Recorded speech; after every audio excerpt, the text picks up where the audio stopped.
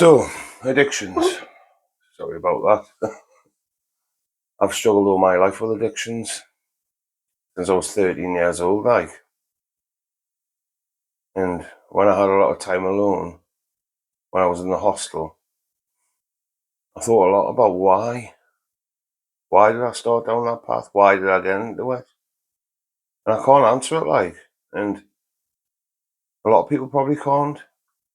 I mean, I came from a decent background. I had a family who loved us, a mother who cared about us. I mean, we didn't have the most money in the world, but we had enough. I got by. Never went without, really. But I just fell into it, like. I don't know if it was wanting to be part of the cool kids at school, but started smoking cannabis at school and it just progressed from there and it never ever stopped. And I was thinking about it. I think these last 2 years are the first time in my adult life I've actually been sober and straight-headed. And that's frightening when you think about how much time you've lost, how much time's passed. For what? Just for partying, for the sesh life, as they call it. I mean, it's tragic. But you've got to try and change. If you want positive things to happen, you've got to be positive, and it's cliche as hell. And you know what used to annoy is when I was struggling with addiction, people saying it. It's just like the whole "just say no" thing. It's like, yeah, only you will change if you change. And as stupid as it is, it's so true. Like, if you're not prepared, if you don't want to change, then you won't. Like, and it is the only way. Like, you've got to take accountability. You've got to focus on what you want and actually work towards it, like, because hanging around with the same people doing the same things day after day after day, nothing is going to change, like. And I know it's hard. I mean, I still have hard days, but I am getting there. I mean, like, the the oxys, well, the opiates, the brown, the tablets, being on the tablets, 20 years, like, and I know I'm clean now, like I've said, 4 years off drugs apart from my NHS prescription, so technically still on opiates, but it just becomes a part of your life, and I sometimes do feel like, can I live without them? But I've got to live without them because I've got 3 kids that need us. So I've got to be accountable, positive, and stay on course because it gets lonely and it gets hard, but that's the only way I think you can do it, because unfortunately everyone else that I care about, and maybe apart from 2 people, still using or drinking, and I can't be around it. I can't. When I like something, I want it all the time, and it'll be the death of us, like, if I don't change. And I've made the decision to do that, and I've had to isolate myself. I had to move out of the area I was in to cut off all contact. Got rid of my phone, got rid of all the old numbers, got a new phone, fresh start, and slowly but surely, things have started turning around. But, like, once you're on the hard drugs, it is a very slippery slope. I was in the hostel on Westgate Hill, Roycroft House. Like, that's a bad place to be, like. And you're surrounded with the real, I mean, I am a real addict, what am I saying? But when you're surrounded with all the other people like you, the lying, the cheating, the stealing, the conniving, the deception, it's unbearable, like. And that's when you've got to realise, like, is this me? Is this my life now? Because surely you want more. There is more out there if you want it.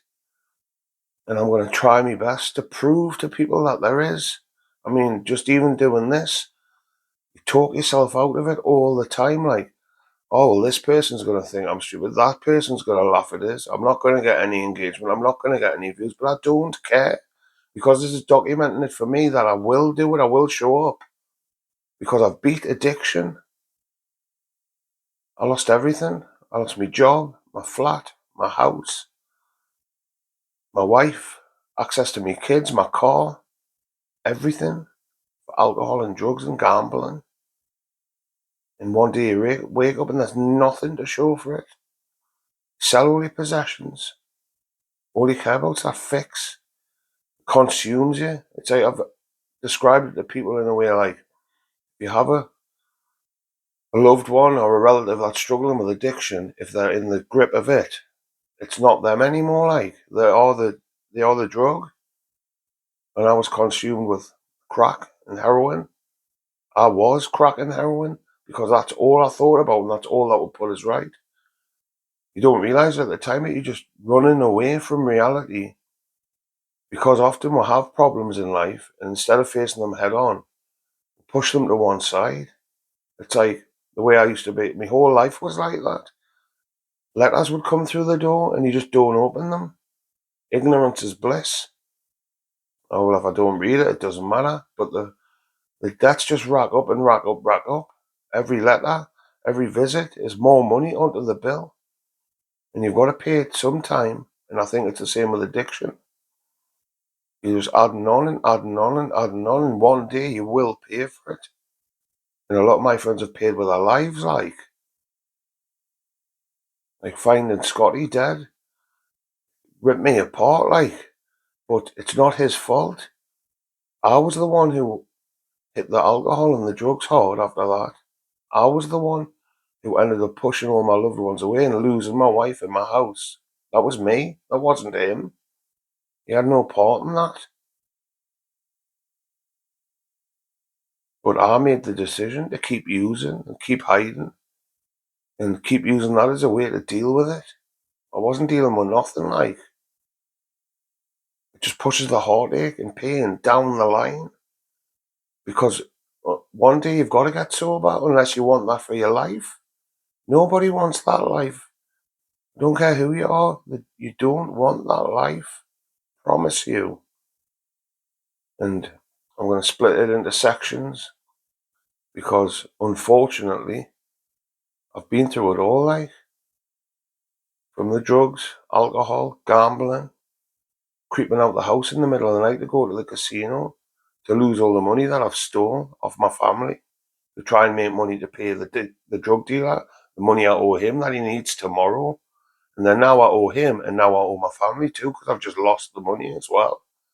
Pathetic. Like, I struggle with addiction and self-sabotage and low self-worth and low self-esteem.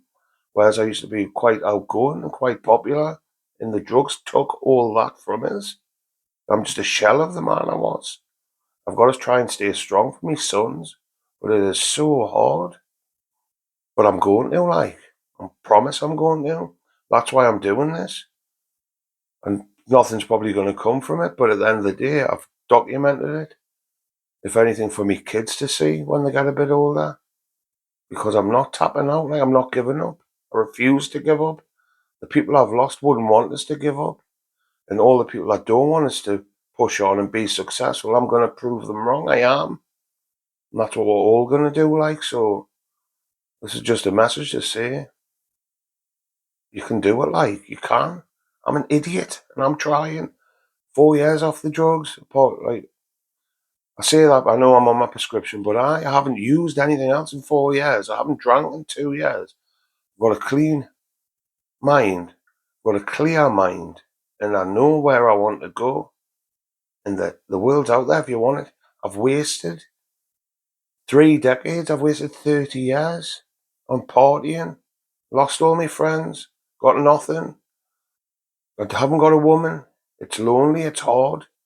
But I'm going to get there. Like, I promise myself I'll get there. We will all get there. Watch this space. Thank you.